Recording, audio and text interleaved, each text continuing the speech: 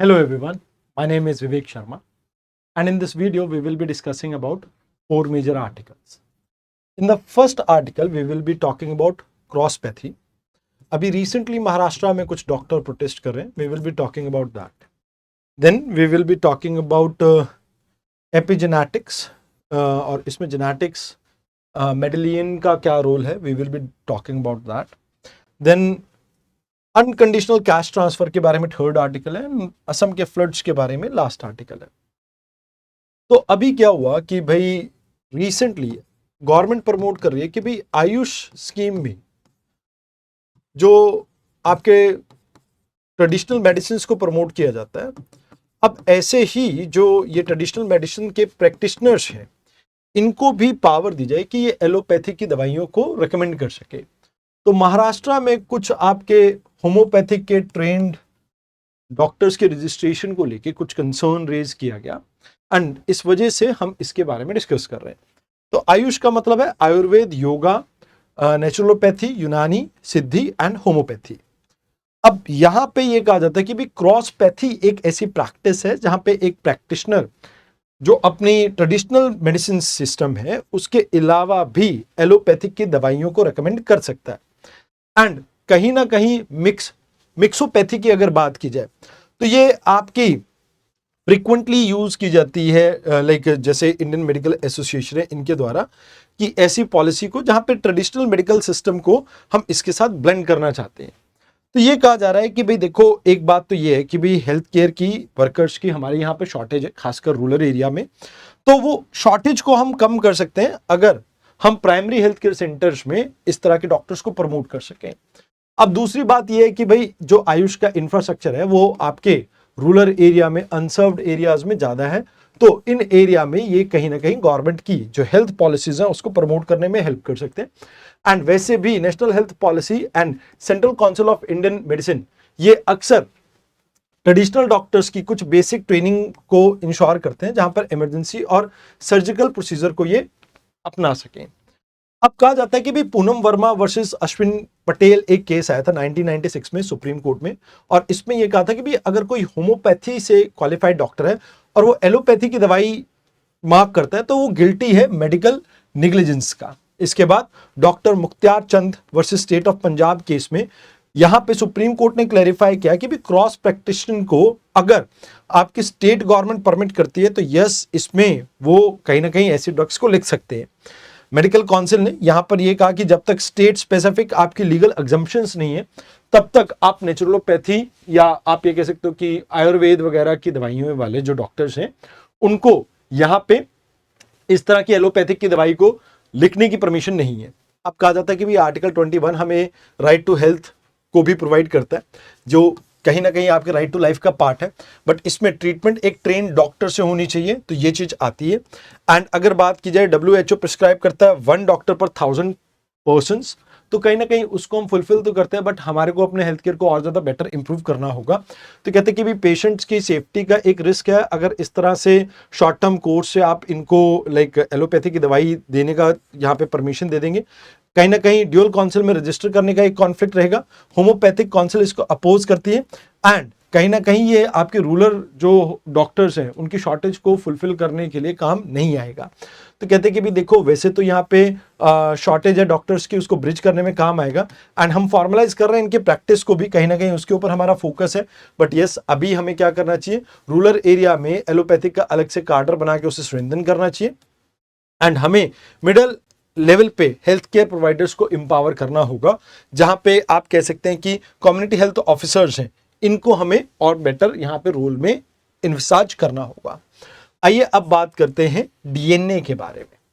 तो अभी Johns Hopkins School of Medicine ने एक रिसर्च की और इस रिसर्च में यह पाया कि कुछ केमिकल मॉडिफिकेशन के साथ जो आपकी एपिजेनेटिक्स है माइस के अंदर, उसमें कुछ चेंज देखने को मिलता है एंड ये मेडिलियन रूल को फॉलो नहीं करता है. तो एपिजेनेटिक्स क्या होती है, जहां पर आप बिहेवियर स्टडी करते हैं कि भाई कैसे DNA के ऊपर एनवायरनमेंट का असर पड़ता है, मतलब कैसे जीन्स के वर्क के ऊपर एनवायरनमेंट का असर पड़ता है. इस स्टडी को आप एपिजेनेटिक्स कहते हैं.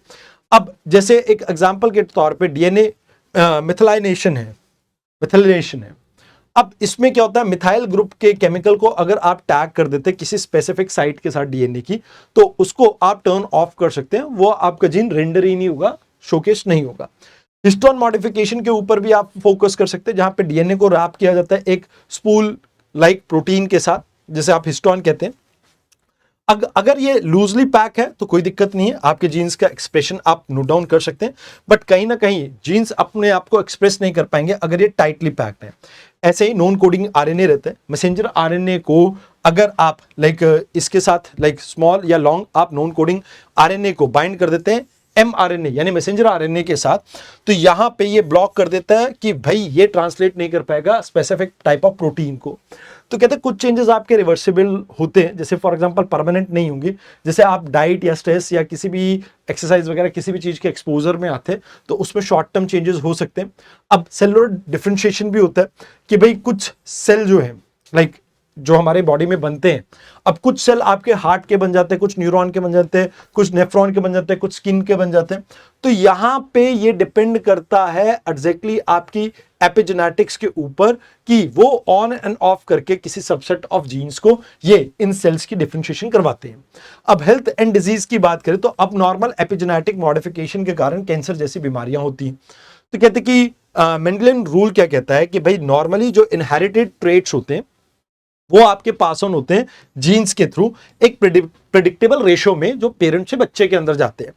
अब नॉन मेंडेलियन इनहेरिटेंस की अगर बात की जाए तो यहां पे ये कहा जाता है कि भाई ये जो ट्रेड्स हैं इसको स्विच ऑन एंड ऑफ कर सकते हो आप एपिजेनेटिक्स के साथ, एंड कहीं ना कहीं एपिजेनेटिक्स जो है वो आपके क्या जीन्स के सबसेट्स बच्चों के अंदर दिखेंगे क्या नहीं दिखेंगे उसको डिटरमाइन कर सकता है।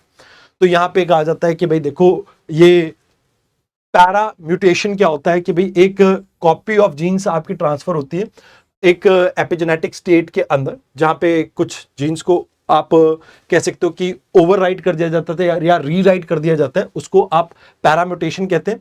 जीनोमिक इम्प्रिंटिंग ये एक एपिजेनेटिक का प्रोसेस है जहां पे आपके जीन का एक्सप्रेशन डिपेंड करता है जीन्स की इनहेरिटेंस के ऊपर कि वो मदर से आया कि फादर से आया।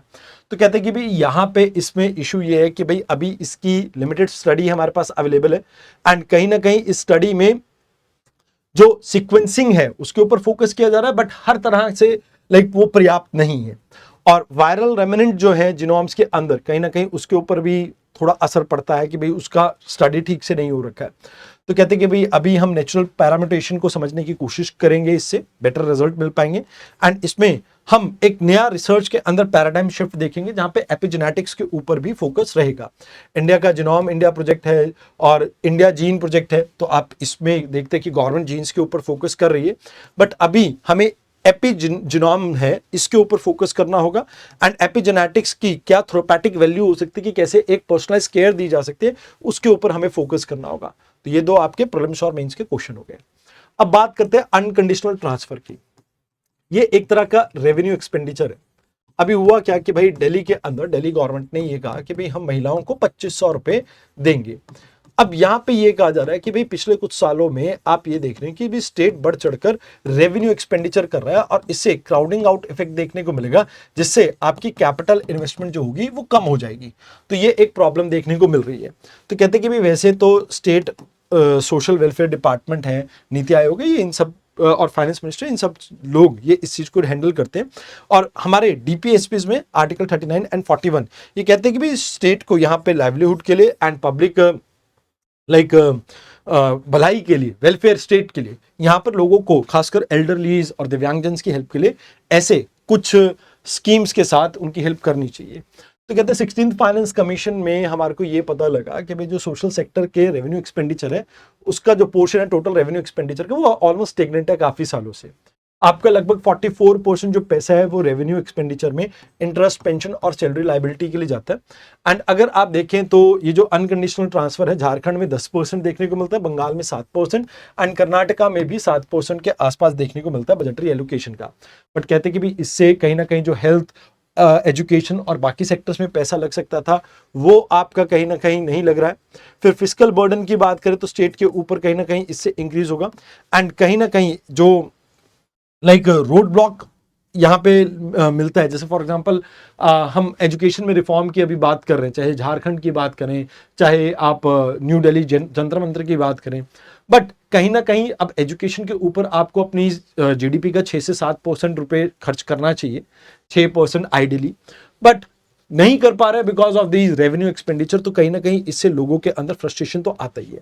तो कहते हैं फाइनेंशियल ऑटोनॉमी आती है, प्रो ह्यूमन कैपिटल एक्सपेंडिचर है, बट कहीं ना कहीं इसमें आप ये देखते हैं कि भाई जो कैपिटल एक्सपेंडिचर की जो गवर्नमेंट की पावर है वो रिड्यूस हो जाती है यहाँ पे। तो कहते हैं आउटकम बेस्ड रेशनलाइजेशन यहाँ पे करना चाहिए, कैपिटल एक्सपेंडिचर के साथ इसे बैलेंस करना चाहिए, एंड कहीं ना कहीं पब्लिक डिलीवरी के ऊपर, स्ट्रेंथनिंग के ऊपर हमें फोकस यहाँ पे करना चाहिए। अब बात करते हैं असम के फ्लड की। यहाँ पे लोकलाइज फ्लैश फ्लड आपको देखने को मिला। तो कहते हैं कि हाई इंटेंसिटी वाटर सर्ज आपको देखने को मिलता है एक छोटे से टाइम स्पैन में 6 घंटे के, तो इसे आप कह देते हैं फ्लैश फ्लड है ये। अब क्लाउड बर्स्ट के कारण भी हो सकता है, ग्लेशियर लेक आउटबर्स्ट के कारण भी हो सकता है। कई बार अर्बनाइजेशन में कुछ ऐसे फैक्टर्स आ जाते हैं जैसे लार्ज स्केल डिफॉरेस्टेशन, एंड कहीं ना कहीं जो वाटर है नीचे पर्कुलेट नहीं कर पाता है, तो उसकी वजह से भी आपकी ये प्रॉब्लम्स देखने को मिलती हैं। कहते हैं अब इसमें एक रिवर्स के साथ सबसे बड़ी प्रॉब्लम क्या होती है कि जियोलॉजिकल प्रोसेस है उनका, कि वो सेडिमेंट्स, सैंड, ग्लेवल्स एंड ब्लॉडर्स को नीचे हिल एरिया से नीचे लेके आती है, एंड ये जो सिल्ट वगैरह होता है, सेडिमेंट होता है, इससे रिवर की कैरिंग कैपेसिटी कम हो जाती है, जिसकी वजह से फ्लड्स आपके बिल्ट होते हैं। एंड कहते हैं कि भाई इसमें जो ऊपर के एरिया का जो स्लोप है वो एक मेजर फैक्टर है, बट एक फैक्टर ये भी है कि ऊपर स्टीप स्लोप से एकदम से प्लेन एरिया में अगर रिवर एंटर करते हैं तो भी इस तरह की प्रॉब्लम्स आपको देखने को मिलती है। वैसे लार्ज स्केल डिफॉरेस्टेशन के कारण भी ये प्रॉब्लम ज्यादा है। एंड अभी हमें यहाँ पे जो प्रॉब्लम देखने को मिलती है तो वो जैसे जो आपके चैनल्स की कैपेसिटी है वो रिड्यूस हो जाती है ब्लॉडर्स की वजह से, वो एक प्रॉब्लम है। एंड कहीं ना कहीं जो रिवर्स हैं ये अनस्टेबल बन चुकी हैं, क्योंकि इनके जो पाथ है वो फ्रिक्वेंटली चेंज कर लेते हैं बिकॉज ऑफ लाइक दीज ब्लॉडर्स के कारण। तो वो भी एक रीजन है जिसकी वजह से इस तरह की प्रॉब्लम देखने को मिलती है। तो कहते हैं कि भाई देखो फर्जाइल इकोसिस्टम में एनजीटी ने एक 2014 और 18 में कहा था कि भाई आप रैट मैनिंग ना करिए। उसके अलावा यहाँ पे राइट टू लाइफ के अंदर protection against man made environmental hazard ये भी प्रोवाइड किया जाता है।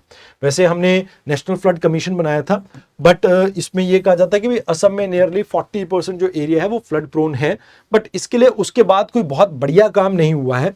एंड अगर हम बात करें आर रंगाचारी कमेटी ने यहाँ पे रिकमेंड किया था कि भाई हमें फ्लड कंट्रोल और इसके ऊपर स्ट्रक्चरली फोकस करना चाहिए, एंड फ्लड मैनेजमेंट के ऊपर फोकस करना चाहिए, जहां पे हम इंटीग्रेटेड बेसिन मैनेजमेंट के ऊपर फोकस कर सकते हैं।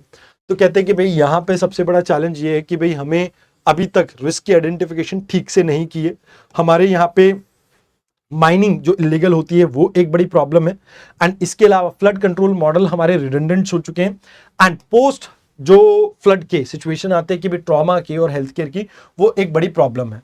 तो कहते हैं स्टिल्थ जो सिल्ट रिमूवल है उसके ऊपर हमें फोकस करना चाहिए, हमें एफॉरेस्टेशन के ऊपर फोकस करना चाहिए, एंड हमें यहाँ पर कहीं ना कहीं जो इकोलॉजिकल जो भी आपके फ्रजाइल एरियाज है वहाँ पे ह्यूमन इंक्रोचमेंट को कहीं ना कहीं मॉनिटर करना चाहिए, एंड इसको कार्ब करना चाहिए, रोकना चाहिए। तो यहाँ पे आपके मेंस और प्रॉब्लम्स के आर्टिकल है। आई होप आपको डिस्कशन अच्छी लगी हो। कल मिलते हैं एक बार फिर से, धन्यवाद।